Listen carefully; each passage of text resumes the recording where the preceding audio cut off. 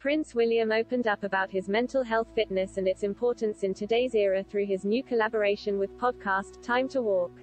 The Duke of Cambridge revealed a few incidents on how he and Prince Harry were taught to cope with anxieties by their mother, Princess Diana. As Ingrid Seward, an editor-in-chief, claimed that Prince William always acted as a shield and protector to young Harry from Diana's angst from her estranged marriage with Prince Charles.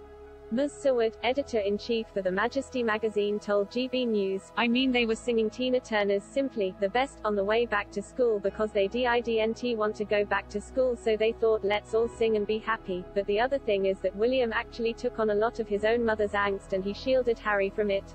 Any of these very well-known stories which people that follow these things will remember, like when Diana locked herself in the bathroom and was crying her eyes out, William pushed tissues under the door. And then there's another story which I think Diana herself told on Panorama about when she was very unhappy, William would go and buy her chocolates and she would tell William about her unhappiness. So this young man, he was 14 or something at the time, probably less, 13-14, was taking on his mother's unhappiness and he shielded Harry from all that. Harry, I don't think, knew what was going on at all. He was too young, so not only did William protect Harry, but he took a lot of it on board himself, sure. And as you rightly point out there within the podcast, the Duke of Cambridge also revealed that his all-time favorite tune has been The Best from the Tina Turner, that sang sitting in the back seat and felt like a really family moment. He added that sometimes the police officer assigned with them as a bodyguard would join in on the singing as well. Prince William said, "You'd be singing, listening to the music right the way up to the gates of school where they drop you off, and that's when reality kind of sunk in. You really were going back to school, because before that you're lost in song.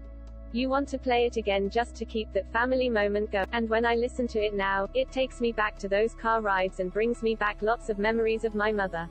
Prince William recorded a 38-minute podcast at his grandmother's estate at Sandringham in Norfolk, who walked past St. Mary Magdalene Church, and concluded the podcast at his own home in Norfolk, home of Anne Hall, which he shares with his wife Kate, Duchess of Cambridge, and their 3 children. The podcast is a part of Apple Fitness Plus, a subscription for Apple Watch users to enjoy the tete-a-tete while walking.